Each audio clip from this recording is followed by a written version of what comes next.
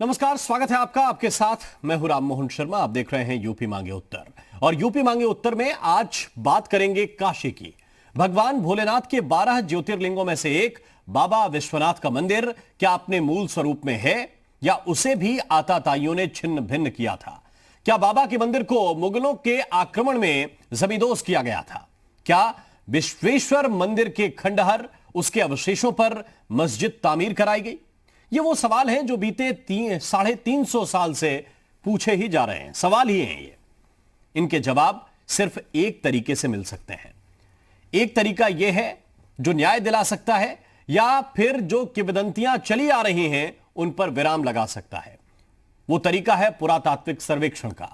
और अब वाराणसी की सिविल कोर्ट ने यह आदेश दे दिया है कि विवादित स्थल पर एएसआई सर्वेक्षण होगा। मुस्लिम पक्ष को यह बात नापसंद है, इसलिए वो 1991 के प्लेसेस ऑफ वर्शिप एक्ट का हवाला देकर हाईकोर्ट जाने की तैयारी कर रहे हैं।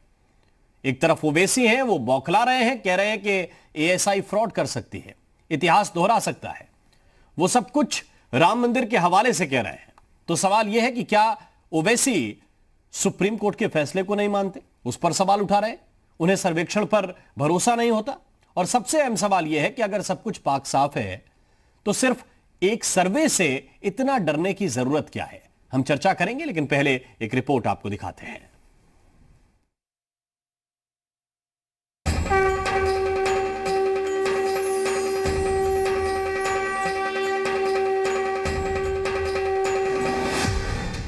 काशी में सिविल कोर्ट का एक फैसला न्याय का एक नया अध्याय लिख सकता है। जिस बात को बाबा विश्वनाथ का हर भक्त कहता आया, अब उसकी जांच के लिए कोर्ट ने एएसआई को आदेश दे दिया है। पुरातात्विक विभाग मंदिर परिसर में मौजूद उस मस्जिद की जमीन में दफन राज सामने लाएगा। एएसआई की जांच से साफ होगा कि क्या मस्जिद मंदिर के अवशेषों से बनी है, क्या मस्जिद मंदिर तोड़कर बनाई गई है, क्या मस्जिद के नीचे प्राचीन मंदिर से जुड़े अवशेष हैं।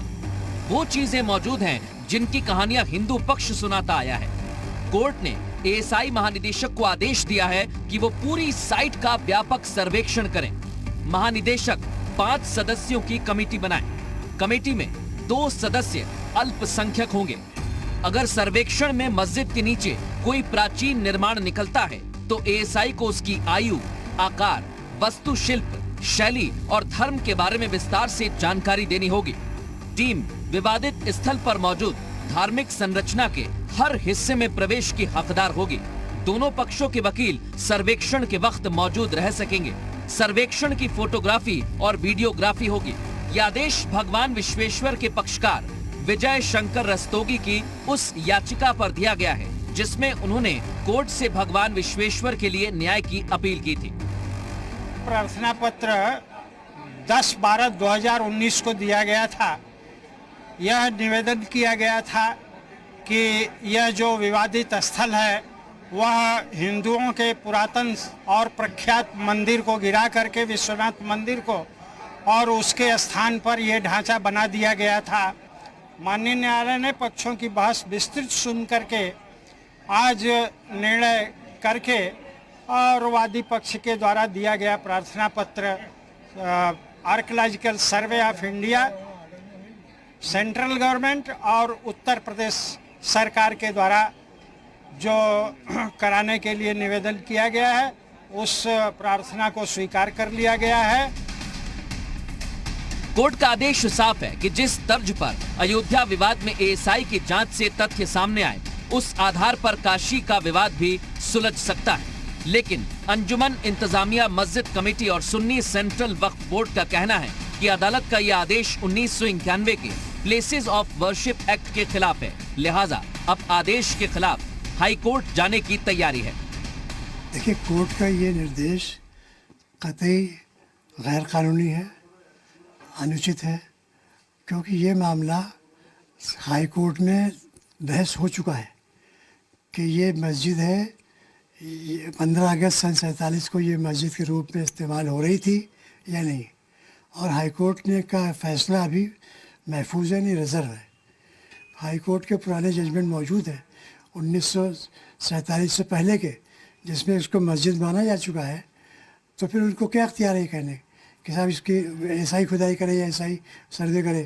तो बिल्कुल उनका जजमेंट जो है, ये ऑर्डर जो है बिल्कुल गैर कानूनी है। तैयार करेंगे रिवीजन, तो चाहे उसको डिस्ट्रिक्ट कोर्ट में पहले दाखिल किया जाए या हाई कोर्ट में करना हो, वो पूरी तरह से बात हो चुकी है, वो तैयारी कर रहे हैं। वैसे ये विवाद भी बहुत पुराना है। अदालत ने अलग अलग तरह के कई फैसले भी दिए। मामला हाई कोर्ट और सुप्रीम कोर्ट तक भी गया और 2019 से सिविल कोर्ट में इस मुद्दे पर बहस जारी थी। एक बात यह भी है कि मुस्लिम पक्ष 1991 के जिस प्लेसेस ऑफ वर्शिप एक्ट का हवाला दे रहा है, सुप्रीम कोर्ट ने उसके खिलाफ एक याचिका सुनवाई के लिए मंजूर की है। इस याचिका में इस एक्ट की वैधता पर ही सवाल उठाए गए हैं। जाहिर है कानूनी बातें तो अदालत से ही तय होंगी, लेकिन कोर्ट के आदेश पर उठते सवाल ये जरूर पूछ रहे हैं कि अगर सब कुछ साफ है, पाक है, मस्जिद मंदिर से पहले बनाई गई है, तो एएसआई की जांच से कैसा डर? खुदा के घर को खुदाई से कैसा डर? ब्यूरो रिपोर्ट, जी मीडिया।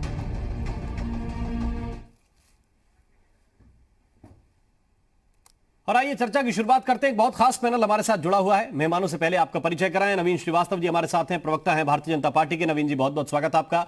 शुचि विश्वास जी हमें ज्वाइन कर रहे हैं, प्रवक्ता हैं कांग्रेस पार्टी की। शुचि जी आपका भी बहुत बहुत स्वागत। हाजी हसन साहब हमारे साथ जुड़ रहे हैं, आप इस्लामिक स्कॉलर हैं, बहुत बहुत स्वागत हाजी हसन जी आपका। हमारे साथ इस वक्त प्रोफेसर ओंकार नाथ सिंह हैं, आप विभागाध्यक्ष हैं, प्राचीन भारतीय इतिहास, संस्कृति और पुरातत्व विभाग BHU के। बहुत बहुत स्वागत आप सभी का। समाजवादी पार्टी के प्रवक्ता मनोज काका जी हमारे साथ जुड़े हुए हैं, काका साहब आपका भी स्वागत। हाजी हसन जी हमारे साथ हैं। पहला सवाल मैं हसन साहब आपसे ही लेना चाहता हूं, और प्रश्न यह है कि अगर ASI सर्वे का आदेश कोर्ट ने दिया है तो इसमें इतना परेशान होने की क्या आवश्यकता है? ओवैसी साहब अलग परेशान है, मुस्लिम पर्सनल लॉ बोर्ड अलग परेशान है, वो कह रहे हैं हम हाईकोर्ट जाएंगे। आपका भी अधिकार है, जाइए, लेकिन इतने परेशान होने की क्या आवश्यकता है? नहीं, देखिए परेशान कौन है? परेशान तो कोई नहीं दिख रहा है। खैर रही बात थी कि एसआई की, तो पिछले प्रकरण में एसआई की रिपोर्ट क्या थी और हमारे यहाँ क्या प्रचलित किया गया और आज हकीकत क्या है, ये सबके सामने कि वहां नीचे सरयू की धारा बह रही है। एसआई कह रही थी कि यहाँ पे स्तंभ मिले, खंबे मिले, किस काल के थे, क्या थे, तो ये सब सवाल पिछले उसमें देखे जा चुके हैं अयोध्या प्रकरण में। इसलिए सवाल उठना लाजिम है। जब मामला हाई कोर्ट, सुप्रीम कोर्ट तक जा चुका है, तब ये फिर सिविल कोर्ट में ये इस तरह का मामला ना, तो ये तो अजीब सी बात है। अब तो कुछ भी कहने से पहले या कुछ सोचने से पहले या कुछ बोलने से पहले बहुत कुछ सोचना होगा। कि हमने ये भी देखा कि जो हमारे सुप्रीम कोर्ट में मुख्य न्यायाधीश थे, अब वो राज्यसभा में मेंबर है, तो सब कुछ तो देख चुके हैं। अब देखने के लिए बचा क्या?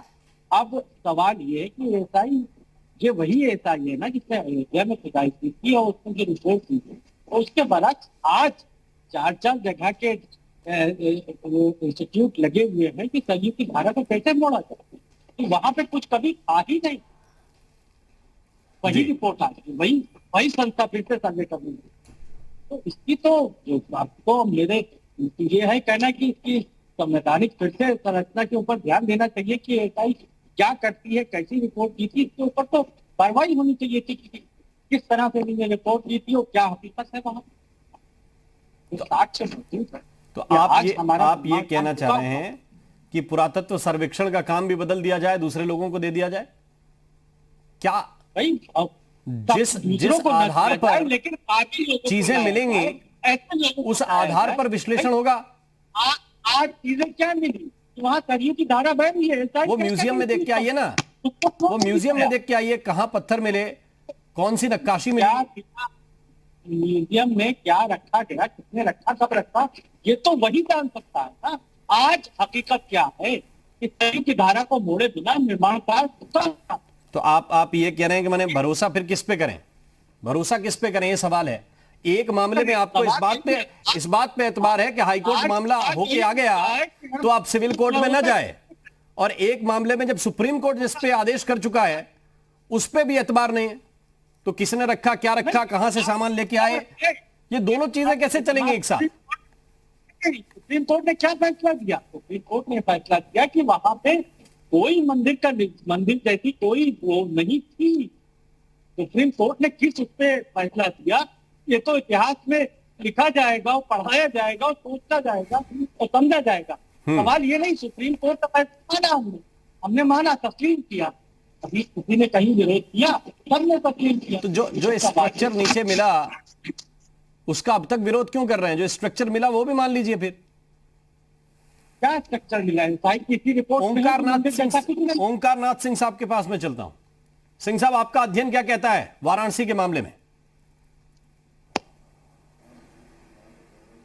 जहाँ तक अभी मैं आप सुन रहा था उसके वैधानिक पक्ष पे मैं नहीं जाना चाहता जी, लेकिन इतना मैं सभी पक्षों को आशान्वित करना चाहता हूँ कि पुरातत्व विभाग या पुरातत्व सर्वेक्षण का जो कार्य करने वाले हमारी इकाइयाँ हैं वो निश्चित रूप से एक तरह से साइंटिफिक अप्रोच के साथ और धीरे धीरे सभी पक्षों के उपस्थिति में यह कार्य करती हैं। और वर्तमान में हमारा विभाग तो इसके लिए बिल्कुल श्रेष्ठ विभाग रहा है, जिसने 40 से अधिक खुदाइयाँ कराई हैं जी। और मैं समझता हूँ कि 1957 से लगातार हमारे विभाग की खुदाइयाँ चल रही हैं, जिसमें राजघाट में हम लोगों ने सबसे पहले खुदाई किया था। और वाराणसी की जो प्राचीनता है वह निश्चित रूप से 3500 ईसा पूर्व या उसके आसपास जाती है। अभी हमने 2 स्थलों की खुदाई किया है, मैं बता दूं, यहाँ बैठे हुए आपके लोगों को जानकारी दे दूं। एक वाराणसी में बभनियाव क्षेत्र है, बभनियाव गांव है, जहाँ मेरे निर्देशन में खुद कार्य चल रहा है। और मैं समझ रहा हूँ कि वहाँ पे अभी गुप्त कालीन मंदिर के शिवलिंग मुखलिंग के एक अवशेष मिले हैं, एक साक्ष्य मिला है। और वह मंदिर साक्ष्य ऐसा नहीं है कि हम लोग केवल किसी अन्य कारण से उसको स्वीकार कर लेते हैं, बल्कि हमारे पास मापदंड के आधार हैं, हमारे पास डेटिंग्स के आधार हैं। हमारी डेटिंग भी केवल एक पक्ष को ध्यान में रख के नहीं होती है, उसमें सापेक्ष डेटिंग भी हम करते हैं, निरपेक्ष डेटिंग भी करते हैं। मैं आपको बताऊं कि जब हम मंदिर की खुदाई करेंगे तो निश्चित रूप से वहाँ पे अगर उसके पहले जो भी हमारे ग्रेन्स होंगे, जिसमें चावल या इत्यादि के टुकड़े जो हमारे धार्मिक अनुष्ठानों में, हिंदू धार्मिक अनुष्ठानों में लगते हैं, उनकी भी डेटिंग होती है, कार्बन डेटिंग होती है। बिल्कुल। और जो भी हमको वहाँ पे धातु के अवशेष मिलते हैं, हो सकता है कि धातु के बर्तन मिले, मिट्टी के बर्तन मिले, उनकी भी टाइमिंग जो है वह हमारे वैज्ञानिक विधि के द्वारा निर्धारित है। इसलिए पुरातत्व विभाग पर निश्चित रूप से विश्वास किया जाना चाहिए, क्योंकि फोटोग्राफी के बाद हम उनका लाइन ड्राइंग करते हैं। आप बिल्कुल ठीक बात कर रहे हैं। जो साइंस पे आधारित हो, विज्ञान पे आधारित हो, जिसकी फोटोग्राफी हो, जिसकी वीडियोग्राफी हो, जिसमें दोनों पक्षों के वकीलों को मौजूद रहने की इजाजत हो, जिसमें रोज ऑब्जर्वर को रिपोर्ट देनी हो, जिसमें सदस्य 5 हों, जिनमें से 2 अल्पसंख्यक मस्ट हैं, तो उस पर क्यों अविश्वास किया जाए? मनोज काका साहब, आपके पास में आता हूं और सवाल यही कि इस पर कोई अविश्वास करने की वजह है क्या? राम मोहन जी, आप बहुत ही सर्वव्यापी पत्रकार हैं, कई तरह के क्षेत्रों का नॉलेज रखते हैं। जी जी।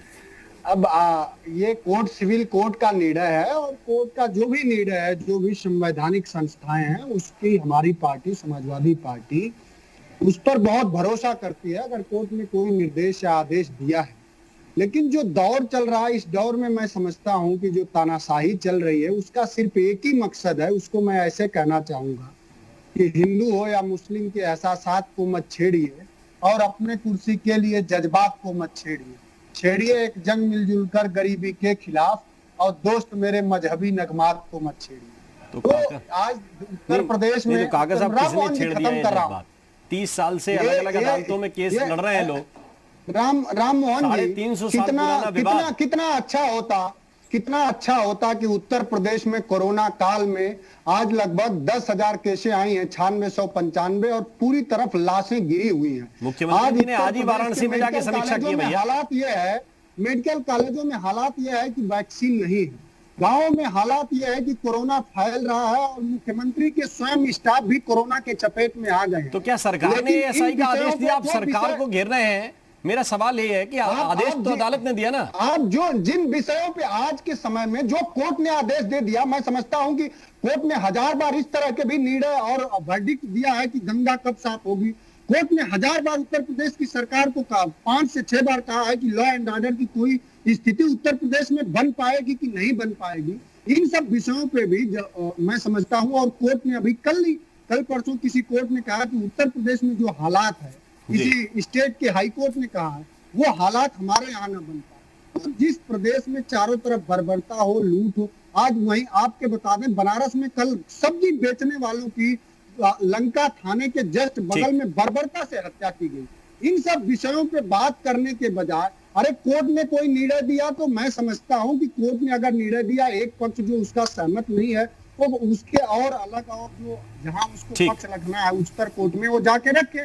उस पर समाजवादी पार्टी आप नहीं चाहते कि बाबा विश्वनाथ को कम से कम जी न्यूज को बाबा विश्वनाथ को न्याय मिले। उत्तर प्रदेश में जो लाशें बिछी हुई है, वैक्सीन के नाम पर कुत्ते वाली वैक्सीन लगाई जा रही है वृद्ध महिला को, मां को, तो आप सोचिए कि उस पर डिबेट कब होगी। और उन सब विषयों पे जो लोगों के जीवन से जुड़ी हुई समस्याएं हैं, मैं समझता हूं कि उस पर अगर बहस होगी। पिछले 1 साल से जब से कोरोना काल है उसमें कई डिबेट के साक्षी आप भी रहे हैं हमारे साथ, कोरोना अव्यवस्थाओं पे। मैं साधुवाद, लेकिन आप पूछ रहे कब होगी, तो ये प्रश्न मैं पूछूंगा श्रुति विश्वास जी। राम मोहन जी दुर्व्यवस्थाएं जब चरम पर, लेकिन आज जब आदेश दिया कोर्ट ने इतने पुराने मामले पर जिस पर बहुत से लोगों की धार्मिक भावनाएं जुड़ी हुई हैं, तो हम तो सिर्फ इतना ही पूछ रहे हैं कि आपका पक्ष क्या है उस पर। हमने कोई हुआ बादशाह जब तानाशाह हो जाए, भारी भरकम सवाल नहीं रखा। मैंने तो सिर्फ ये पूछा कि मनोज काका जी क्या सोचते हैं। अब मैं शुचि विश्वास जी के पास जाता हूँ। मैं समझता हूँ कि आप शुचि विश्वास जी करनी चाहिए लोगों के जीवन से जुड़े सवाल। ठीक है, शुचि विश्वास जी, क्या पक्ष है कांग्रेस पार्टी का? एएसआई जांच होनी चाहिए, सर्वेक्षण में सच सामने आएगा।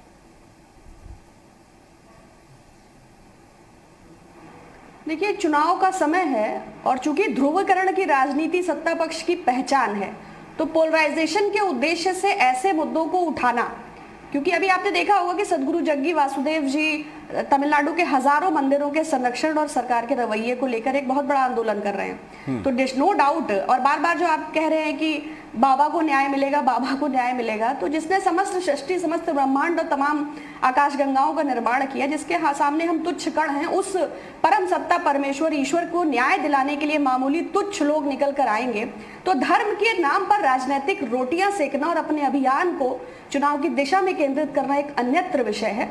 किंतु धर्म को अगर देखा जाए तो भगवान को न्याय दिलाना ये किसी के बूते की बात नहीं है। धर्म, दूसरी बात रही पुरातत्व विभाग की स्थापना भगवान, तो डोंडिया खेड़ा में एक बाबा जी ने सपने में एक खजाना देखा साथ था। साथ चलने का काम तो हमारा भी है ना जी। मैं बात पूरी कर लूं क्योंकि मैं दूर से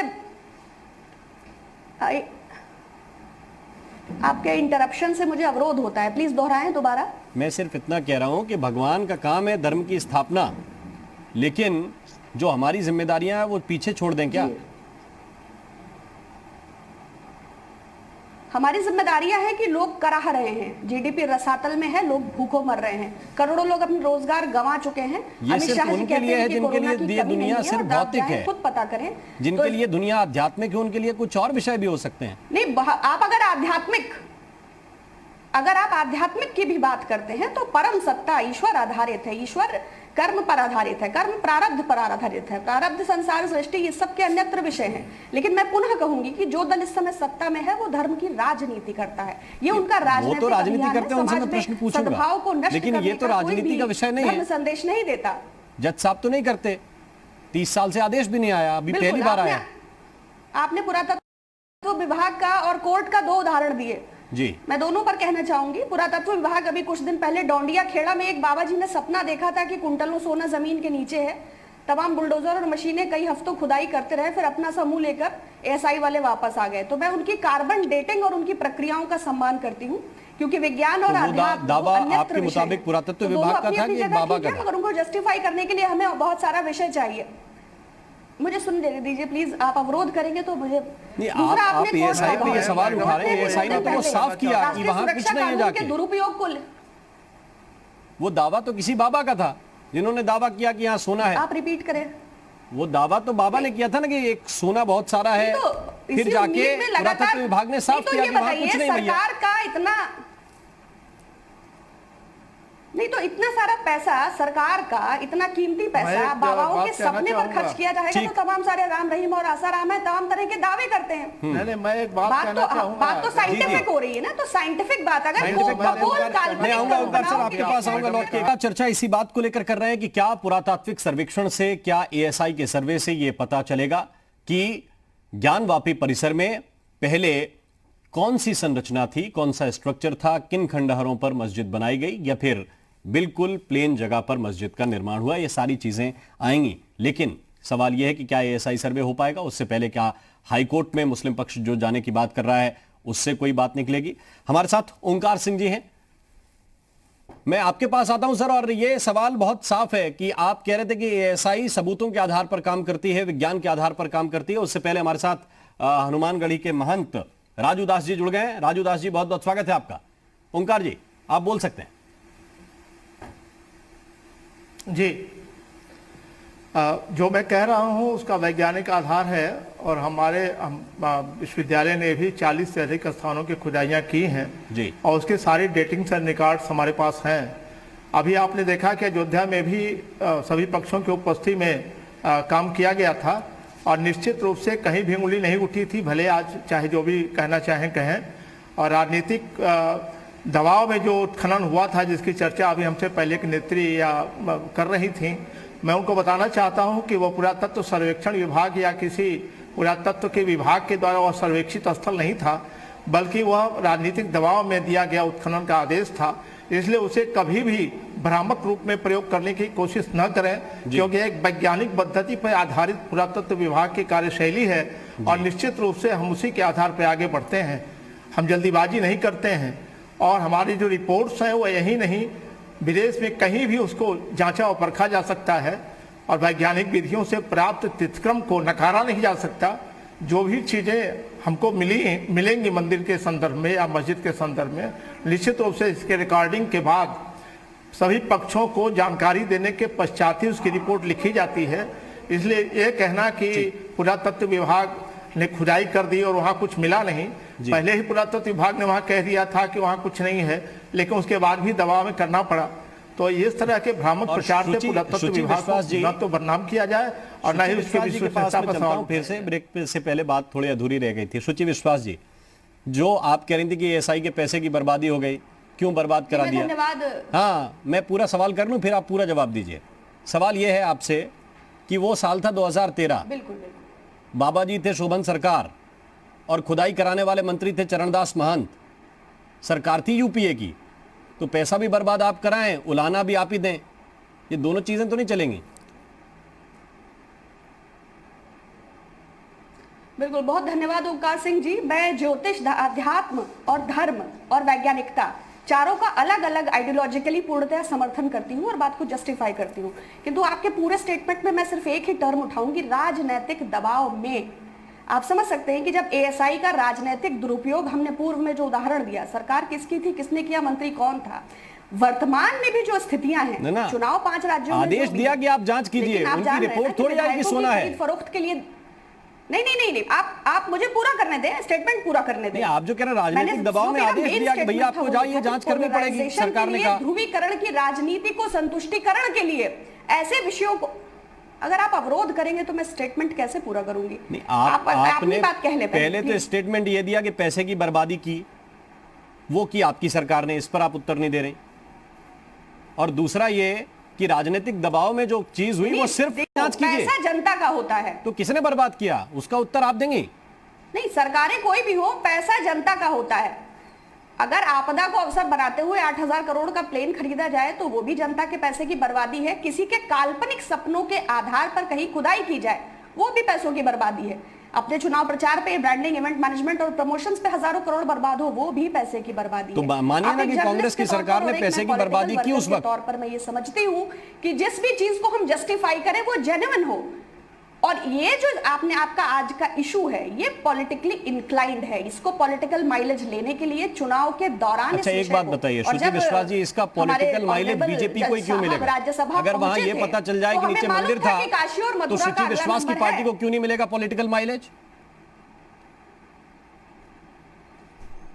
देखिए, ये जो राजनीतिक धर्म की दुकान चला रहे हैं, जो पेड मीडिया और गोदी मीडिया की मदद से ऐसे विषयों को ग्लोरीफाई कर रहे हैं जो आज के 125 करोड़ जनमानस की पीड़ा को नजरअंदाज करके बनाए जाते हैं। तो मैं आपको गोदी में है धर्म और शास्त्रार्थ मंदिर आपकी सरकार थी तो आपने किस किस को गोदी में बिठा रखा था, ये चर्चा का दूसरा विषय है। मेरा सवाल सिर्फ इतना है कि अगर ये पता चले कि वहां नीचे कुछ और स्ट्रक्चर था, इसलिए मैंने कहा कि ये इशू आया ही इसलिए। अब तो कोर्ट का आदेश हिसाब से आता है। देखिए, अगर आप ऐसे तो खुदाई करेंगे ना तो मेसोपोटामिया, एक संस्था जो लड़ रही इतने साल से अपने कानूनी अधिकार को, वो अदालत में है।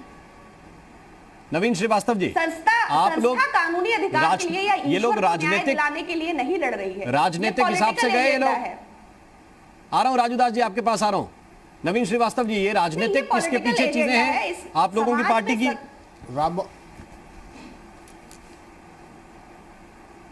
राममोहन जी, बहुत धन्यवाद मुझको समय देने के लिए। जी जी। देखिए, पैगंबर मोहम्मद हजरत साहब ने जब आज से 1400 वर्ष पहले इस्लाम धर्म की स्थापना की थी, उससे हजारों वर्ष पहले हमारे भारत की सनातन सभ्यता, संस्कृति और ज्ञान था। लेकिन लुटेरे बर्बर आक्रमणकारियों ने एक विजेता के नाते हमारी सभ्यता और संस्कृति को विनष्ट करने के लिए हमारे संस्कृति, हमारे धर्म के जो केंद्र थे, चाहे वो सोमनाथ हो, चाहे काशी हो, चाहे मथुरा हो, चाहे अयोध्या हो, वहां पर तोड़फोड़ की। हमारे ज्ञान के जो केंद्र थे, चाहे तक्षशिला हो, चाहे विक्रमशिला हो, चाहे नालंदा के विश्वविद्यालय हो, उसको आग लगा के नष्ट करने का काम किया। क्या ये महज इत्तेफाक है कि जहां जहां हमारे धार्मिक केंद्र थे वहीं पर हमारे मुख्य मंदिरों के बगल में मस्जिदें बनाई गई? दिल्ली में आप देख लीजिए, जहां जहां कुतुब मीनार है वहां कुवतुल इस्लाम मस्जिद है, वहां आप जाइए बिल्कुल स्पष्ट दिखेगा कि जैन और बौद्ध मंदिरों को तोड़ के उन्हीं पत्थरों से वह मस्जिद बनाई गई है। जबकि जितना मैं इस्लाम के विषय में जानता हूं, इस्लाम में इस प्रकार दूसरे की जमीन पर कब्जा करके मस्जिद बनाना और उसमें नमाज पढ़ना, पैगंबर मोहम्मद साहब ने उसको हराम माना है। लेकिन एक विजेता के नाते ऐसा करके हमारी सभ्यता संस्कृति को, लेकिन मेरा सवाल आपसे ये था कि क्या ये पॉलिटिकल है? मुगल चले गए, अंग्रेज चले गए और उसके बाद देश राजनीतिक रूप से, सुन लीजिए जरा सा, अरे करता है उनको दिया है संरक्षण। राममोहन जी, आपने इतने देर मुझको बैठा के रखा, तो पहले मेरी बात सुन लीजिए जरा जी। आज स्थिति क्या है? आज सर्वोच्च न्यायालय ने एक फैसला दिया। 1991 में कांग्रेस की सरकार ने तुष्टीकरण की राजनीति के चलते एक अध्यादेश लाके एक कानून बना दिया कि 1947 के पहले जो जैसी स्थिति थी वह स्थिति बरकरार रहे। लेकिन 1947 के पहले इस देश पर कब्जा किसका था? देश तो गुलाम था। तो उस समय गुलाम के समय की परिस्थितियों को आज हम क्यों स्वीकार करें? आज माननीय सर्वोच्च न्यायालय ने कोई फैसला दिया तो उसको सबने को स्वीकार करना मजबूरी है। रही बात एएसआई और संवैधानिक, एक बात और, एएसआई और संवैधानिक संस्थाओं पर प्रश्न उठाना यह कांग्रेस की तुष्टीकरण की राजनीति रही है। अभी सुची विश्वास जी बोल रही थी, लेकिन की राजनीति आप कर रहे हैं। लेकिन राजनीति आप मैडम नहीं कर रही थी जब आपके कपिल सिब्बल ने कहा सर्वोच्च न्यायालय से कि 2019 के लोकसभा चुनाव तक इस पर आप मत सुनिए, कोई फैसला मत करिए। देखिए, आधी रात को कसाब की फांसी रुकवाने के लिए अगर लोगों को अधिकार है हमारे लोकतंत्र में कि वो अदालत के दरवाजे आधी रात को खुलवा ले, तो क्या इस देश में हम सनातन सभ्यता संस्कृति को मानने वाले किसी जो धार्मिक व्यक्ति है उसको यह अधिकार नहीं है कि वो न्यायालय का दरवाजा खटखटाए और अपनी प्राचीन विरासत को फिर से बहाल करने की मांग करे? न्यायालय ने फैसला दिया, न्यायालय के फैसले का सम्मान किया जाना चाहिए। एएसआई ऐसी संस्था पर, चुनाव आयोग ऐसी संस्था पर, उच्च न्यायालयों पर प्रश्न उठाने का समय चला गया है। आपके लिए दो सवाल और महंत राजूदास जी बैठे हैं और उनके साथ अजमल खान साहब भी हमारे साथ जुड़ गए हैं, प्रवक्ता हैं अजमल खान साहब, आपका भी बहुत स्वागत। लेकिन पहले महंत राजूदास जी, क्या कहेंगे इस स्थिति में? एएसआई सच सामने लेकर आएगी, आपका क्या विश्वास है? देखिए, हिंदुस्तान स्वतंत्र है, हर व्यक्ति को अधिकार है, हमको संविधान पर विश्वास है और संविधान को हम मानते हैं। संवैधानिक प्रक्रिया के तहत हम कोर्ट गए, कोर्ट ने आदेश दिया कि उसकी सर्वेक्षण हो, खुदाई हो, सर्वे हो। तो मुझको ये समझ में नहीं आ रहा कि लोगों को पेट में दर्द क्यों, हाय तौबा क्यों, लोग चिल्लाना क्यों शुरू कर दिए हैं? क्या उनके मन में शंका है? क्या उनके मन में वहम है? क्या उनके मन में यह भाव है कि संविधान में कोई उनका आस्था नहीं, विश्वास नहीं, या तो संविधान को मानते नहीं? विदेशी आक्रमणकारी ने, लुटेरा ने जिस प्रकार से सनातन धर्म जी, राजू दास जी डिस्कनेक्ट हुए, उनके पास में वापस जाऊंगा। अजमल खान साहब, हाँ नहीं, राजू दास जी कंप्लीट कर सकते हैं, जुड़ गए आप, वापस कंप्लीट कीजिए फिर। जी, ज्यादा समय नहीं लूंगा, थोड़ा समय लूंगा। कहने का मतलब जिस प्रकार विधर्मियों ने, आक्रमणकारियों ने, विदेशी लुटेरे ने, आक्रमणकारी जहां भी सनातन धर्म संस्कृति से जुड़ा हुआ प्रमुख जगह, प्रमुख केंद्र, धार्मिक जगह, उसको तोड़कर, मरोड़कर, उसको विनाश करके, विनष्ट करके और अपने जो एक प्रतीक को स्थापित किया। मुझको यह समझ में नहीं आ रहा है कि इस्लामिक स्कॉलर, इस्लामिक धर्मगुरु, भाई इस्लाम का जरे इतना हल्का है क्या? इस्लाम में वो ताकत नहीं, वो क्षमता नहीं कि तलवार के नोक पर ही सब दिन चलना सीखेंगे। आपके पास आस्था नहीं, विश्वास नहीं, समर्पण की भाव नहीं, आस्था नहीं आपके पास कि आप अभी उसी भाव में हो जो आक्रांता ने किया, जो आतंकवादियों ने किया, उसी भाव को अभी आप मानने को तैयार हो। आप क्यों नहीं मानते? ठीक है, आप कानून को क्यों नहीं मानते? आप जिस प्रकार से देखिए मथुरा और काशी की स्थिति है, अंधा भी व्यक्ति आपको बता देगा भाई भगवान राम, भगवान किस अध्याय में किस प्रकार से अजमल खान साहब के पास चलता हूं। अजमल खान साहब, ओवैसी जी की समस्या क्या है? वो क्यों एक जिला सिविल कोर्ट का ऑर्डर आया और उस पर अविश्वास जताने लगे, एएसआई को लेकर अविश्वास जताने लगे, वह फैसला जो अयोध्या का हुआ, राम मंदिर का हुआ, उस फैसले को लेकर लोगों को डराने की कोशिश कर रहे हैं? क्या वजह है? अभी हाईकोर्ट जाने का अधिकार है, अगर आप कानूनी मापदंडों पे खड़े हैं हाईकोर्ट आपको स्टे दे देगा।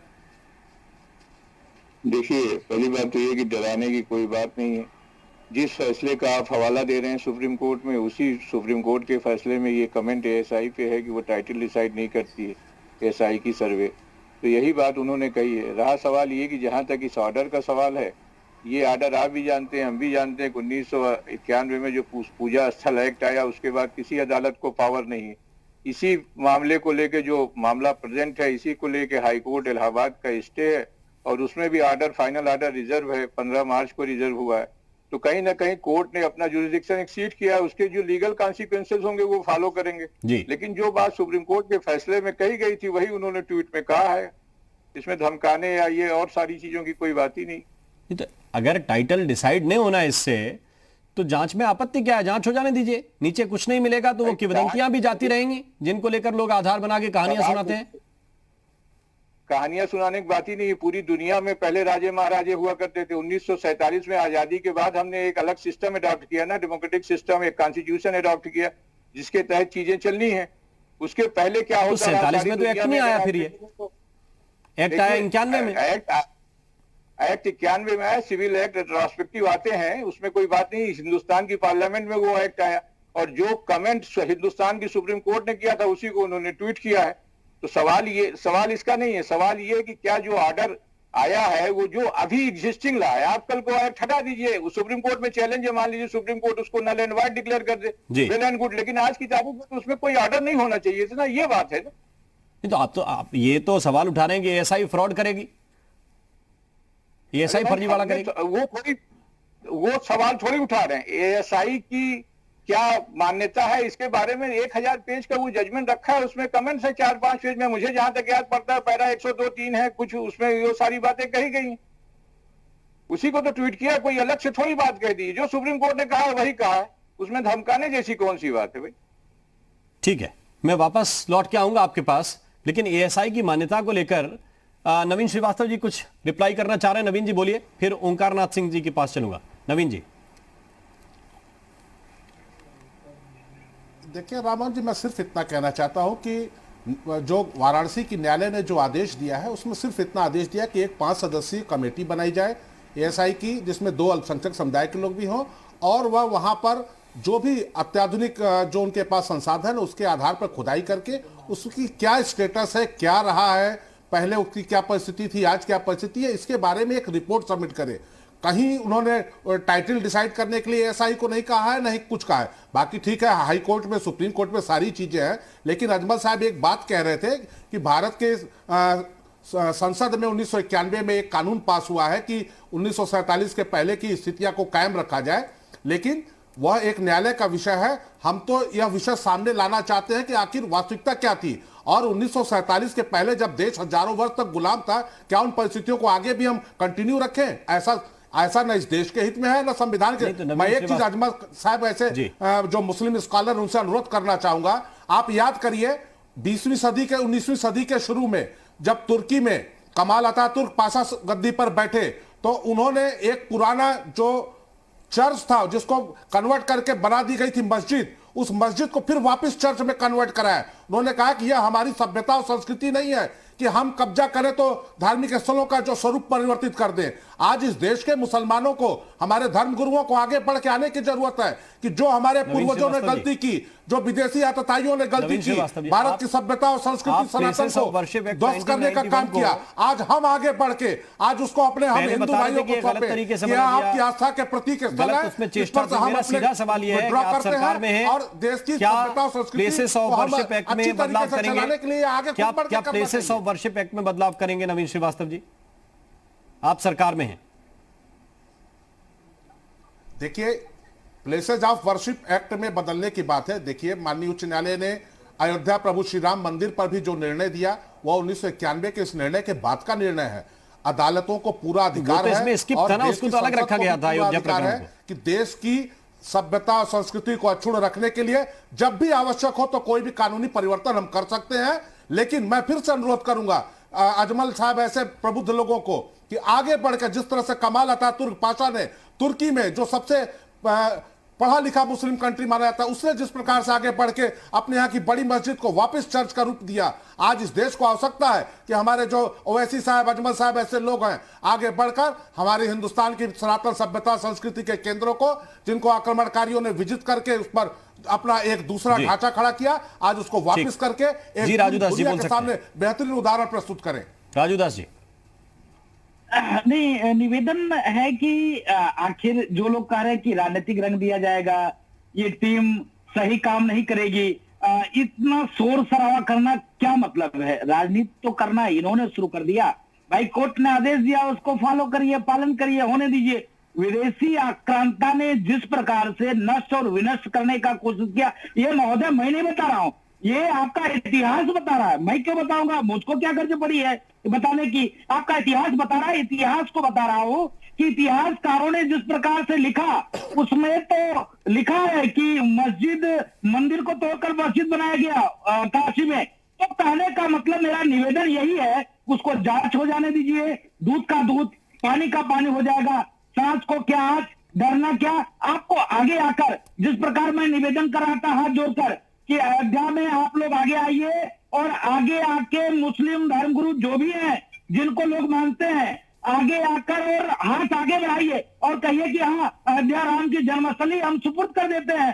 भाई, बाबर कौन था? विदेशी आक्रमणकारी था। बाबर के नाम पे कोई मस्जिद तो बन नहीं सकती है। बाबर एक आक्रांता था। उसी प्रकार मैं निवेदन करूंगा माननीय प्रवक्ता महोदय से हाथ जोड़कर प्रार्थना, मेरी विनती है कि आप कोशिश करें, आप हाथ को आगे बढ़ाएं और इस विषय को शांत करने के लिए जो धर्मगुरु हैं, जो मुस्लिम बड़े बड़े बुद्धिजीवी वर्ग के लोग हैं, मैं ये नहीं कहता हूं, मैं ये कह रहा हूं कि क्या मतलब इस्लाम इतना कमजोर है? क्या इस्लाम इतना कमजोर है कि आप डर जाओगे इस प्रकार से?